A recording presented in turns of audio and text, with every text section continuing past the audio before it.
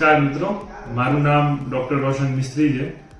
હું as a consultant ન્યુરોફિઝિશિયન neurologist મારા clinic એટલે કે માનિક ન્યુરો કેર રાજકોટ ખાતે સેવા આપી રહ્યો છું। આજે આપણે જે વાત કરી રહ્યા છે રેડિક્યુલોપેથી કે જે સામાન્ય લેંગ્વેજમાં કહેવાય છે ગરદનના ભાગમાં અથવા તો કમરના ભાગમાં જે બે મણકા હોય છે એની વચ્ચે જે ગાદી હોય છે એ ગાદી આગળ ખસે, જેના કારણે ગરદનના અથવા તો કમરના ભાગમાં નસ દબાતી હોય છે ચેતાતંતુની।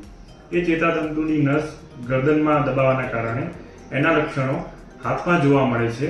એ ડિપેન્ડ કરે છે કે કયા લેવલની નસ દબાય છે, ક્યાં તો અહીંયા આવે, ક્યાં તો દુખાવો આગળના ભાગમાં અથવા તો હથેળીમાં। જનરલી વધારે હથેળીના ભાગમાં ખાલી ચડી જવી, સૂન પડી જવું, દુખાવો થવો, બળતરા થવી, રાત્રે આ બધી તકલીફ વધી જવી અને ક્યારેક જો તકલીફ વધી જાય તો પછી હાથની જે તાકાત હોય છે, મુઠ્ઠી બનાવવાની જે તાકાત હોય છે એ બી ક્યારેક આગળના સ્ટેજમાં ઘટી થતી હોય છે। એવી જ રીતે કમરના નસ દબાતી હોય તો કમરનો દુખાવો પગમાં જતો હોય છે, પગમાં ખાલી ચડતી હોય છે, પગમાં ઝંઝણાટી થતી હોય છે, પગ સૂન પડતો હોય છે, બહુ ચાલે ત્યારે પગ ભરાઈ જાય, ઊભું રહી જવું પડે, બેસી રહી જવું પડે, તો એ કમરની નસ દબાતી એટલે કે સર્વાઇકલ અથવા તો લંબર એટલે કે ગરદનની અથવા કમરની નસ દબાવી, જેને આપણે સામાન્ય ભાષામાં રેડિક્યુલોપેથી કહીએ છીએ।